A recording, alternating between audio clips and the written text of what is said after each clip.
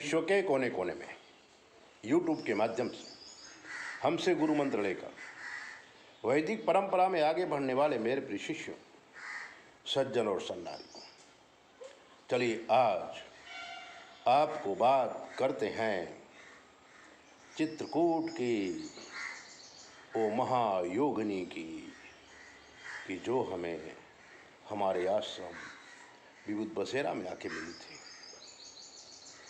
उत्तर प्रदेश का पवित्र जिला चित्रकूट है।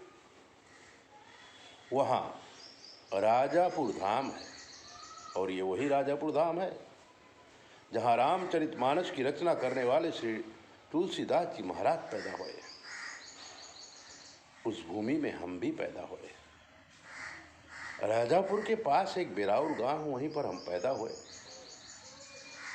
बनारस जा करके शिक्षा का अध्ययन किया, व्याकरणाचार्य और ज्योतिषाचार्य बने और फिर हमारी कर्म भूमि हमने गुजरात को बनाया। अहमदाबाद शहर, रानीप गांव, वहाँ पर हमने आश्रम का निर्माण किया और आज उसी आश्रम में बैठकर आपसे बात कर रहे हैं। मित्रों, चित्रकूट गए थे, वहाँ भी हमारा आश्रम है। राजापुर में ही है आश्रम, विभूत बसेरा उसका नाम है। विभूत बसेरा में बैठे हुए थे, तभी एक भगवा वस्त्रधारी संपूर्ण तेज युक्त एक 30-32 साल की महिला, जिसने भगवा वस्त्र धारण किया था, हमारे आश्रम में आई। हमने स्वागत किया, बिठाया, पानी पिलाया, चाय का आग्रह किया। उन्होंने चाय पीने से मना कर दिया। अहमदाबाद से हम दूध का हलवा ले गए थे, वो खिलाया, पानी पिलाया। और फिर हमने पूछा कि देवी, बिना पहचान के अचानक आप यहाँ कैसे आ गए? तब उन्होंने बताया कि गुरुजी, हम आपको बहुत पहले से पहचानते हैं। कई सालों से YouTube के माध्यम से हम आपकी वीडियो देखते हैं, हमें बहुत अच्छा लगता है। एक वीडियो आपने बताया कि आप राजापुर के हैं। मैं भी राजापुर के पास एक छोटा सा गांव है, सुरपुरवा, वहीं की रहने वाली हूँ। तो मैंने कहा, ये भगवा वस्त्र? बोले, कहानी ऐसी है कि मेरे माता पिता नहीं थे। मैंने इंटर पास किया था। अपने घर में अपने छोटे छोटे भाइयों और बहनों को संभालती थी, थोड़ी ज़मीन थी। मेरी उम्र काफ़ी हो गई, 32 साल की उम्र हो गई, लेकिन मुझसे शादी करने को कोई तैयार नहीं था। मैं ब्राह्मण कुल में पैदा हुई। उस समय मेरा नाम था श्रीनिधि। श्रीनिधि नाम लेकर के मैं वहीं रह रही थी। समाज से अपने भाइयों और बहनों को रक्षा कर रही थी। तभी हमारे दूर के संबंधी, जो है, जिन्हें हम चाचा जी कहते थे, वो एक रिश्ता लेकर के आए। गांव से थोड़ी दूर है एक व्यक्ति जो रेलवे में सर्विस करता था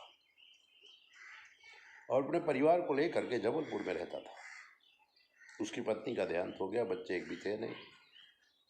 तब वो गांव आया और उसने अपने परिवार में कहा, दूसरी शादी करनी पड़ेगी। लेकिन 45 साल के इस ब्राह्मण से शादी करने कौन तैयार है? लेकिन हमारे चाचा जी को ये बात अच्छी लगी। वो आए हमारे पास, हमें समझाए और मैं शादी करके यहाँ चली आई। तभी भाई बहनों का भी ध्यान रखती थी। इनके पास ज़मीन काफ़ी थी, तो मैं उनके साथ में रहने लगी। अब वो नौकरी के लिए जबलपुर जाते और 2-3 महीने में आते घर में रहते। मैंने अच्छी तरह से उनकी गृहस्थी संभाल ली थी, लेकिन क्या मालूम 4 साल हो गए, मुझे भी कोई बच्चा नहीं हुआ।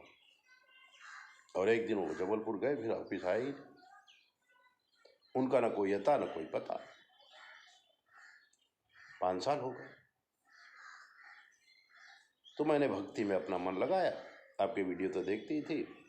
एक छोटा शिव मंदिर बनाया, वहीं पूजा वूजा करने लगी। जब मुझे पता चला कि आप यहाँ आए हैं, तो मैंने सोचा आपसे मार्गदर्शन लिया जाए। मैंने अभी तक गुरु भी नहीं बनाया, खाली कपड़े ही रंगे। आप मुझे गुरु मंत्र भी दीजिए, सही रास्ता बताइए। मैंने उनका फेस रीडिंग किया और मैंने देखा इस लड़की को पति सुख तो है ही नहीं। ये तो योगिनी है, इसे जप करना चाहिए, इसे पूजा करना चाहिए, इसे पाठ करना चाहिए, लेकिन जमीन की जो माया है वो इसके दिल से निकलनी चाहिए। तब हमने उसे गुरु मंत्र दिया। राजस्थान में एक छोटा सा गांव है, हम बार बार वहाँ जाया करते थे। एक मंदिर था, एक धर्मशाला थी, उसको कोई संभाल नहीं पाता था, और वहाँ प्रेत का वास है ऐसा भी लोग कहते थे। मैंने उसे गुरु मंत्र दिया और कहा उत्तर प्रदेश छोड़ दो, राजस्थान में जाके तप करो। राजस्थान पहुंची वो। मैंने कहा प्रधान से बात कर ली, उन्हें भेज दिया। 2 साल तक ही उसने गुरु मंत्र का जाप किया था कि सिद्धियां अपने आप उसको पास आने लगी, और जो लोग भी उसके पास आते सर पे हाथ रखती, आशीर्वाद देती, उसका काम हो जाता। उनकी प्रतिष्ठा के साथ मेरी भी प्रतिष्ठा भाई। मैं भी कई बार वहाँ आश्रम में गया, 2-3 यज्ञ भी किए।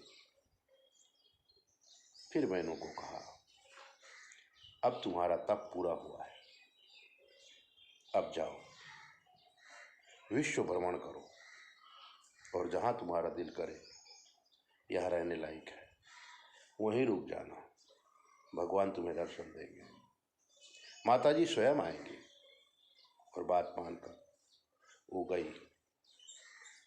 घूमते घूमते पंजाब पहुंची, जालंधर शहर पहुंची, और वहीं उन्होंने एक शक्ति का मंदिर बना करके समाज की सेवा करना स्वीकार किया।